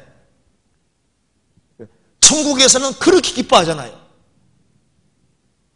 하나님도 정말 기뻐하는데 한 사람 영혼이 구원받았을 때 우리가 얼만큼 기뻐할까? 영혼을 건지고 세우는 이것이 얼마나 큰 일인지 우리가 얼만큼 정말 인식하고 있을까? 그리고 하루하루 신앙생활 잘하는 것이 얼마나 이거 심각하고 중요한 것인지를 누가 아냐 그 말입니다. 주께서 나의 등불을 켜시며 주께서 나의 영혼의 등불을 정말 켜시면은 자기 주제에 파악을 하게 되고 영혼의 눈을 밝혀주면은 신앙생활 잘하는 것이 이게 얼마나 큰 것인지 알잖아요. 정말 그리스도인들만큼 복된 사람은 없습니다. 내가 세상에 초라하게 살아도 신앙생활 바르게 하고 살 때 그 주님 줄 축복 생각하면요, 이거 엄청난 거예요. 이게 만일 그리스도인들 모임할 때 참석만 해도 100억씩만 들어와도 진짜 신날 겁니다. 100억만 들어오겠어요? 이거는 비교할 수가 없는 거예요. 그러니까 신앙생활 대충 하는 사람 보면요, 참 저도 보면 답답하거든요. 저도 제 자신 볼 때 답답한 경우가 많습니다. 내가 이거밖에 못하는 생각도 많이 들고, 신앙생활을 잘하면 정말 수지 맞는 거예요. 우리가 다른 것은 손해봐도 주님 앞에서 신앙생활 잘하는 것은 손해보면 안 되는 겁니다. 다른 거 다 속을 수 있는데 신앙생활 잘하는 건 속으면 안 되는 거예요. 그렇게 생각 안 하십니까? 남들이야 뭐 신앙생활 대충 하든 말든 그건 그 사람 얘기고 나는 손해보지 말아야 되는 거예요. 주께서 나의 등불을 켜시며. 그래서 제가 성경 보다가 시편 88편에 시편 기자가 처음에는 주의 장막이 어찌 그리 아름다운지요, 주의 장막이로 했다가 그 뒤로 가면은 주의 집에 거하는 자가 복이 있으며, 그 뒤로 가면은 주의 궁정에서 한 날이 다른 곳에서 첫날보다 나은 적, 악인의 장막에 거함보다 내 하나님 문지기로 있는 거 좋사오니, 그래 나오잖아요. 처음에는 주의 텐트라고 했다가, 그 다음에는 주의 집이라고 했다가, 그 다음에는 주의 궁정, 왕이 사는 궁정이라고 표현했다 그 말입니다. 그리고 이제 악인의 화려한 것은 악인의 텐트 장막밖에 안 된다고 했고, 하나님의 궁정에서 한 날이 다른 곳에서 첫날보다 낫다. 그렇죠. 아니, 구역장이 좋아요, 장관이 좋아요? 솔직하게 양심적으로 한번 생각해요. 양심적으로 이거 진짜 뭐가 하면, 그러니까 나중에 주님 앞에 가보면요, 야, 이럴 줄 알았으면 내가 진짜 영혼 눈이 좀 더 밝아가지고 신앙생활 잘하다가 만나는 건데, 이게 얼마나 후회되겠어요. 신앙생활 하루하루 하는 것이 영혼과 관계되는 것이 맞습니다. 여호와께서 완전한 자의 나를 아시니 저희 기업은 영원하리로다. 여호와께서 완전한 자의 구원받은 사람의 나를 들을, 복수로 되어 있습니다. 나를 들을 아시니 저희 기업은 영원하리로다. 그러니까 하루가 영혼과 관계가 되는 거예요. 우리 구원받은 한 날이 영혼관계 되는 것처럼 우리 신앙생활의 하루가 영원한 운명관계 되는 거예요. 그래서 주께서 나의 등불을 켜시며, 등불이 환하게 켜져야 됩니다. 그래야만 주님이 곧 오시는구나, 주님 내가 만날 준비를 해야 되고 어떻게 살아야 될지도 생각하게 되고 자기 위치를 알고, 그리고 내가 지금 주님 앞에 어떻게 헌신해야 될지, 어떻게 맺어야 될지 자꾸 밝아져야 되는 거예요. 등불이 켜져야 되는 겁니다. 그리고 이제 조금 더 구체적으로 우리가 허리에 띠를 띠고 등불을 켜라 그랬는데 어떤 등불을 켜야 될지 몇 가지 한번 생각해 봅시다. 시편 119편 보시겠습니다. 119편 105절.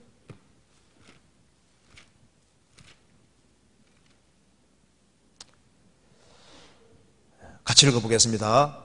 주의 말씀은 내 발의 등이요 내 길의 빛이니이다. 주의 말씀은 내 발의 램프요 등불이요 내 길의 빛이니이다. 그래서 우리가 켜야 될 것 중에 이제 구체적인 것은 말씀의 등불을 켜고 있어야 됩니다. 주의 말씀은 내 인생길을 내 발의 등불이요 내 인생길의 빛이니이다. 그래서 말씀을 꾸준히 배워야만 실족하지 않고 바른 길을 걸어갈 수가 있습니다. 아무리 성년군자를 할지라도 어두운 밤길에 등불 없이는 못 가요. 성경 붙잡지 않고 살면은 그러면 적길로 가기가 쉽습니다. 운전 솜씨가 아무리 좋아도 야간길에 헤드라이트 끄면요 꼼짝 못해요. 이 세상은 캄캄합니다. 여기에 왜 주의 말씀은 내 발에 등이라 했냐면 이 세상은 캄캄하기 때문에 하는 얘기인 겁니다. 잠언 6장 보시겠습니다.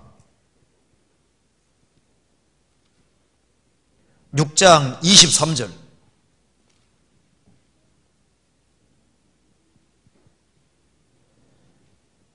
대저 명령은 등불이요 법은 빛이요 훈기 책망은 곧 생명의 길이니라. 대저 명령은 등불이요. 성경에서 명확히 하신 말씀은 등불입니다. 그 말씀 어기면 어둠에 들어가게 되는 거예요. 그래서 우리가 성경 말씀을 꽉 붙잡고 사는 것은 등불을 항상 가지고 길 다니는 것도 같은 거예요. 여호와의 율법은 완전하여 영혼을 소성케 하고 여호와의 증거는 확실하여 우둔한 자로 지혜롭게 하고 여호와의 교훈은 정직하여 눈을 밝게 하도다. 그래서 하나님의 훈계 말씀을 굳게 붙잡는 사람은 등불을 항상 가지고 다니는 사람인 겁니다. 그래서 하나님 말씀 꽉 붙잡는 사람 중에 헤매는 사람 못 보셨잖아요. 왜 이 어두운 밤길에 헤매냐 하면은 성경 말씀을 놓치니까 인생 막 헤매게 되는 거예요. 그래서 말씀의 등불을 항상 딱 붙잡고 있어야 되는 겁니다. 그래서 가능하면 어디 갈 때도 성경 챙겨 다니는 게 좋아요. 주일만 탁탁 들고 올 게 아니라 평상시에도 갖고 다니면서 계속 보고 익숙하게 익히려고. 그리고 또 한 가지는 기도의 등불입니다. 성경 찾아봅시다. 출애굽기 27장. 출애굽기 27장.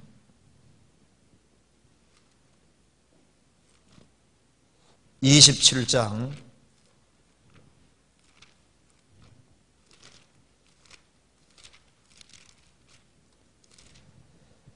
20절.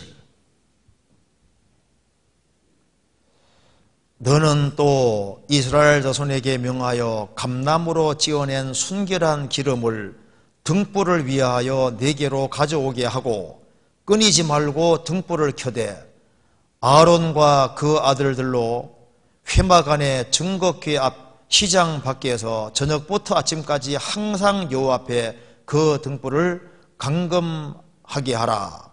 이는 이스라엘 자손의 대대로 영원한 후례니라. 감나무로 찌어낸 순결한 기름을 등불을 위해서 네개로 가져오고 끊이지 말고 등불을 켜라. 그래서 저녁부터 아침까지는 항상 불을 켜고 있어야 되는데 그때 뭘 집어넣냐 하면은 향을 사르도록 되어 있습니다. 30장 7절을 보세요. 30장 7절.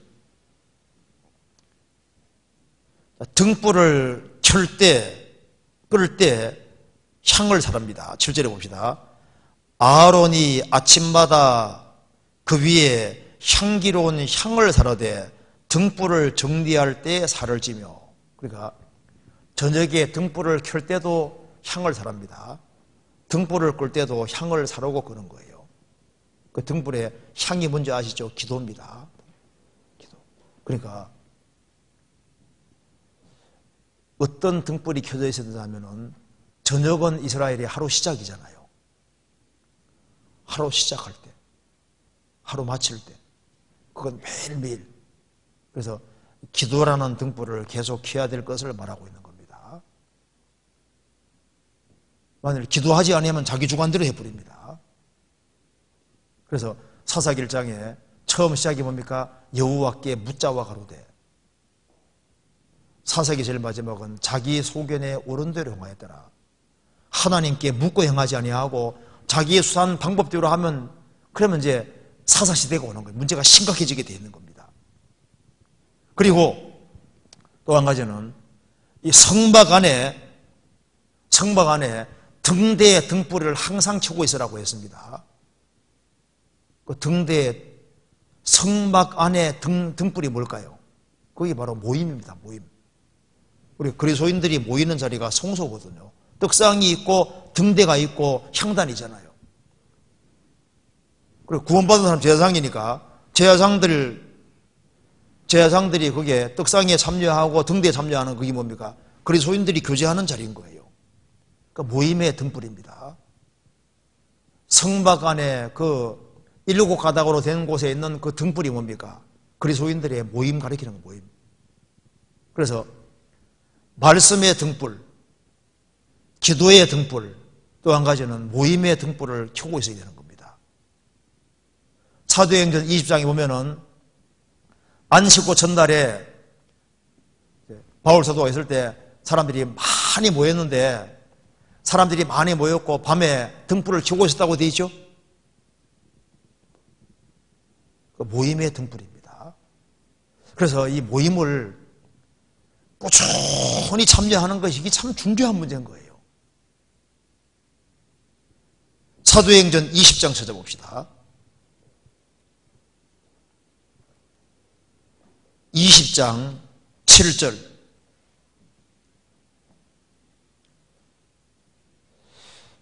안식 후 첫날에 우리가 떡을 떼려 하여 모였더니 바울이 이튿날 떠나고자 하여 저희에게 강론할새 말을 밤중까지 계속하며 우리의 모인 윗다락에 등불을 많이 켰는데, 그러니까 밤늦게까지 같이 모여서 성경 배우고 교제했잖아요.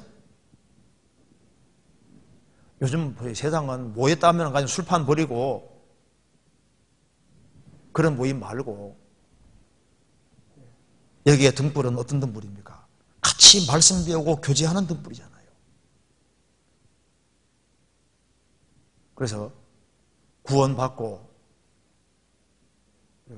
하나님 말씀의 등불, 기도의 등불, 또 교제하는 속에서 등불을 항상 켜고 있으면 얼마나 좋겠어요. 그리고 주님 재림이 다가올수록 같이 모이기 더 힘써야 되는 겁니다. 그리고 또 성경에 예언의 등불이 나와 있습니다. 베드로후서 1장 보시겠습니다. 베드로후서 1장 19절.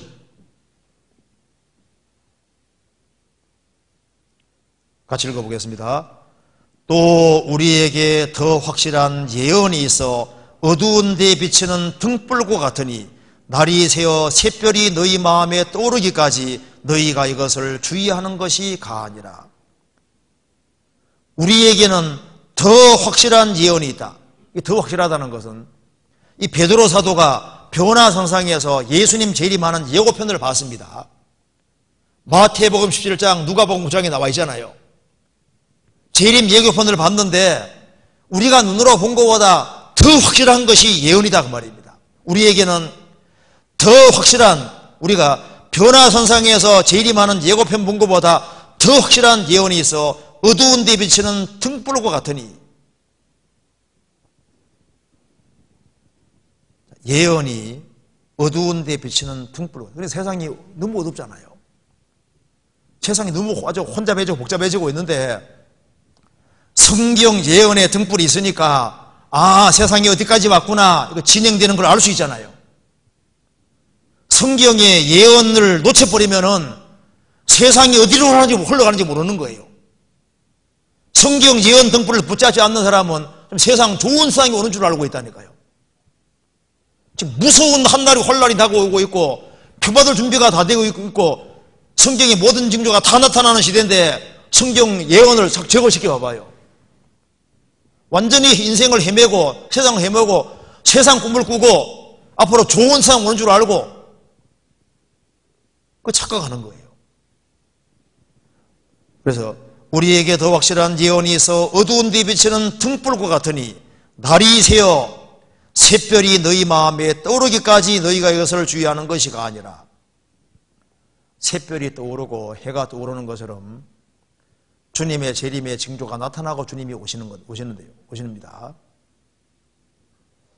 우리는 주님을 살아서 맞이할 수 있는 시대에 살고 있습니다. 그래서 우리가 뭘 붙잡고 있어야 되냐 하면은 예언의 등불도 붙잡고서 성경이 어떻게 이루어지는지 잘 주시해야 되는 겁니다. 어떤 교회는 아예 예언 등불을 완전히 끄고 있는 교회들도 많잖아요. 2000년 넘어가기 전까지는 막 재림 얘기하더니만 2000년 샥 넘어가니까 주님 빨리 안 온다고 생각하고 재림 얘기 더 이상 안 하는 교회도 많습니다.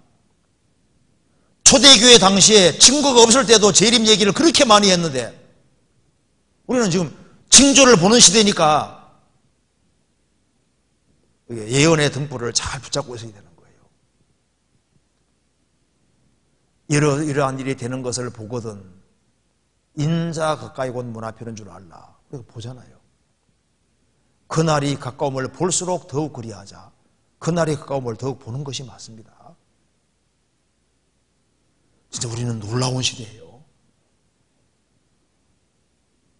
우리가 지금 그래서 전도집회 때마다 조금씩 듣잖아요. 듣는데 진짜 이 징조가 다 나타난 시대이기 때문에 그 등불을 잘 붙잡고 있는 사람은 깨어 있습니다. 그 예언 이런 거 관심 없다고 관심 없는 사람 예언 등불 끄고 있으면요 딴 생각한다니까요. 출애굽기 32장에 모세가 십계명 받으러 갔는데 빨리 안 내려오니까 모세가 더디 내려옴을 보고 밑에서 우상 숭배했잖아요. 주님이 늦게 올 거다 생각하는 사람은 세상에 우상이 들어올 수도 있습니다. 예언의 등불을 켜고 살아가는 사람은 지금 주님이 오시는 발자국 소리가 들리잖아요. 예언의 등불을 켜고 살아야 됩니다. 그리고 또 한 가지는 우리 신앙생활 속에서 수고의 등불을 켜올 필요도 있습니다. 찾아봅시다. 잠언 31장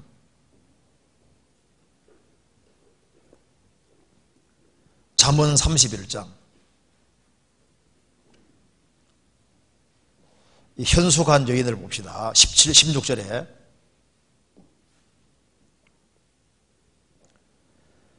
밭을 간품하여 사며 그 손으로 번 것을 가지고 포도원을 심으며 힘으로 허리를 묶으며 그 팔을 강하게 하며 자기의 무역하는 것이 이로운 줄을 깨닫고 밤에 등불을 끄지 아니하고 손으로 손뭉치를 들고 손가락으로 가락을 잡으며 현숙한 여인이 남편에게 잘하면서 이제 밭을 살 때도 간품해서란 말은 고루골라 싼 걸 샀다 그 말입니다.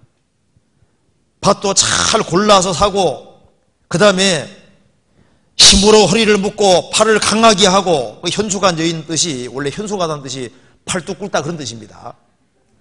현숙한 여인 일 잘한다 그런 뜻인 거예요. 일 잘하는 여자입니다. 아주 힘센 여자거든요. 그래서 자기의 무역하는 것이 이로운 줄 깨닫고 밤에 등불을 끄지 아니하고 손으로 손뭉치를 들고 가락을 잡으며 왜 악착같이 벌었을까요? 삶에서 아주 부지런했습니다. 수고의 등불을 켜고 있잖아요. 남보다 늦게 자고 더 많이 열심히 벌었습니다. 왜 그랬을까요? 버는 목적이 바로 20절 그는 간곤한 자에게 손을 펴며 궁핍한 자를 위하여 손을 내밀며. 불쌍한 영혼들이 보이는 거예요.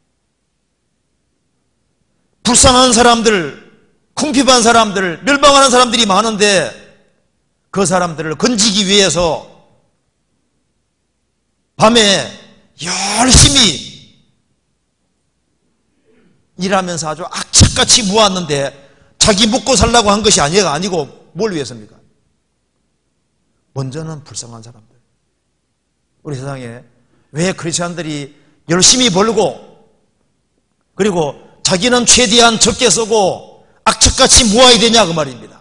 우리가 할 일이 많은 사람인 거예요.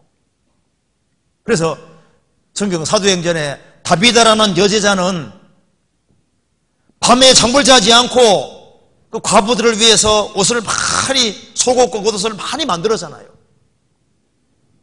다비다라는 여제자가 너무너무 고생 많이 해서 빨리 죽게 된 것 같은데 베드로 사도가 살렸습니다. 수고의 등불을 끄지 않는 사람들이 있잖아요.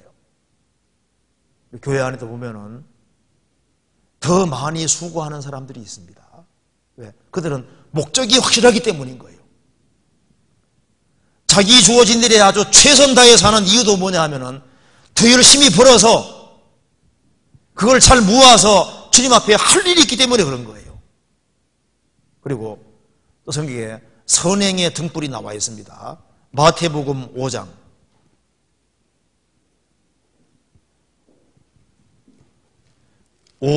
14절.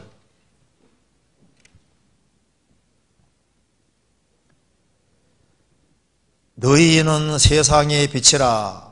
산 위에 있는 동네가 숨기우지 못할 것이요 사람이 등불을 켜서 말 안에 두지 아니하고 등경 위에 두나니 이러므로 집안 모든 사람에게 비치느니라. 이와 같이 너희 빛을 사람 앞에 비치게 하여 저희로 너희 착한 행실을 보고 하늘에 계신 너희 아버지께 영광을 돌리게 하라. 너희는 세상의 빛이라. 어떤 등불을 켜란 얘기인 겁니까? 선행의 등불인 거예요. 그래서 너희 착한 행실을 보고 다른 사람도 구원받게 하라 그 말입니다. 어떤 여자분 한 분이 간증을 합니다.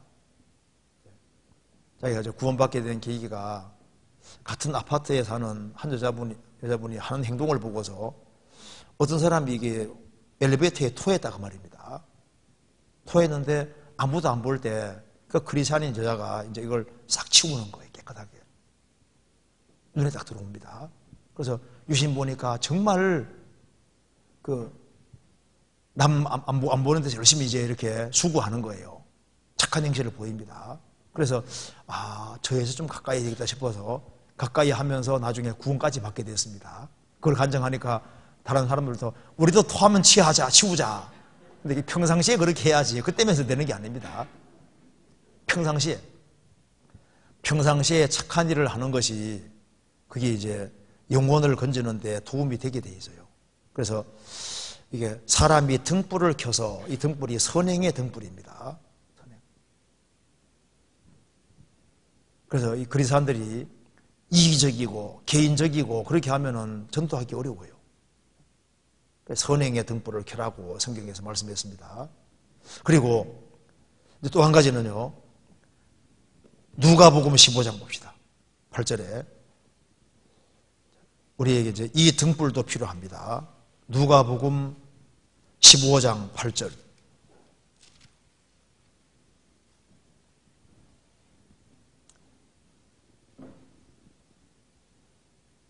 어느 여자가 10드라크마가 있는데 하나를 잃으면 등불을 켜고 집을 쓸며 찾도록 부지런히 찾지 아니하겠느냐. 또 찾은즉 벗과 이웃을 불러 모으고 말하되 나와 함께 즐기자. 이런 드라크마를 찾아노라 하리라. 내가 너희에게로 오니 이와 같이 죄인 하나가 회개하면 하나님의 사자들 앞에 기쁨이 되느니라. 여기에 어느 여자가 10드라크마가 있는데 하나 잃으면 등불을 켜고 집을 쓸며 찾도록 찾지 않겠느냐. 성령께서 여기 여자가 교회의 그림자고 성도 그림자입니다. 성령께서 교회를 통해서 영혼을 건지는 일을 하는 거예요. 이게 여기에 등불은 영혼 건지는 등불입니다. 구령의 등불이잖아요.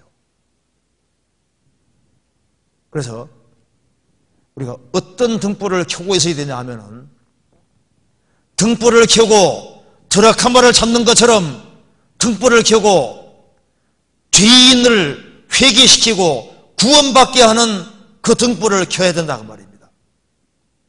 이 등불을 켜는 이유는 드라카마 찾기 위해서인데 우리는 영혼 건지는 등불을 밝혀야 되는 거예요.